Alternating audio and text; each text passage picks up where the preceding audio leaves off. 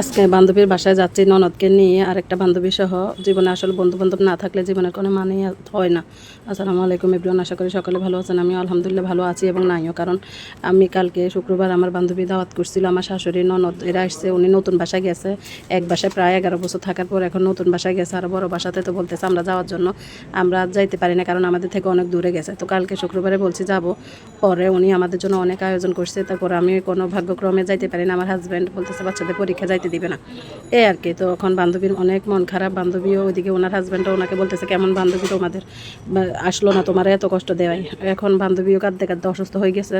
পরে উনি ওনার এমনি হার্টের সমস্যা আছে, তারপরে উনি অসুস্থ হয়েছে। তো বলতেছে না আজকে যাবো, হাজব্যান্ড অনুমতি দিচ্ছে, আর স্বামীর অনুমতি ছাড়া তো কোথাও যাওয়া যাবে না। তো এই তো আমরা দুই বান্ধবী, আমার ননদের মেয়ে, আমার ছেলেকে প্রাইভেটে দিয়ে তো আমরা চলে যাচ্ছি। তো আমি টেস্টে গেছি, দুই বান্ধবী মিলে। বলতেছে কি নিব, তো এখানে আমরা নিলাম আমাদের খরচগুলো নিয়ে বান্ধবীর বাসায় যাব। বান্ধবীর মনটা অনেক খারাপ, বলতেছি ওয়াদা দিয়ে আমি ওয়াদা রাখতে পারি না।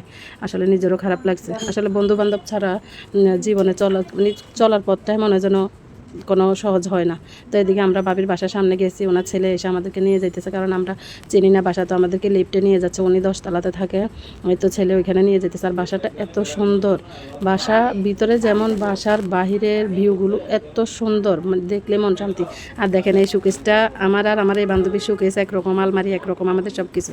তো আমরা এই তো ঘুরে দেখতেছি। আমার মেয়ে গিয়ে বিড়াল খুঁজতেছে, বলতেছে যে বিড়াল কোথায় আন্টি, বিড়াল কোথায়, ও বিড়ালের পাগল।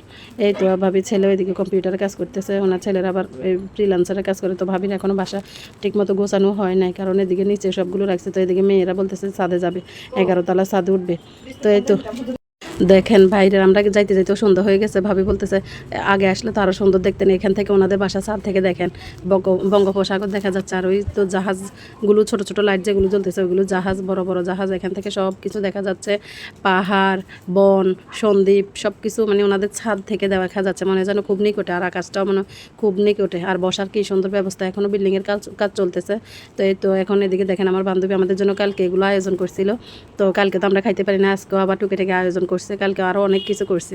পরে ভাবি ছেলে ওর বন্ধুদেরকে এনে খাওয়াইছে। ভাবি অনেক কিছু রান্না করছে, ইলিশ মাছ, বিরিয়ানি, অনেক খাবার। তারপরও আজকেও দেখেন আমার বান্ধবী কত কষ্ট করছে, অসুস্থ, বমি করতে করতে শেষ। হার্টের এমনি সমস্যা, একটু টেনশন করছে, এখন ওনার অবস্থা খারাপ। তো বলছে যে সরি আপনাকে কষ্ট দেওয়ার জন্য।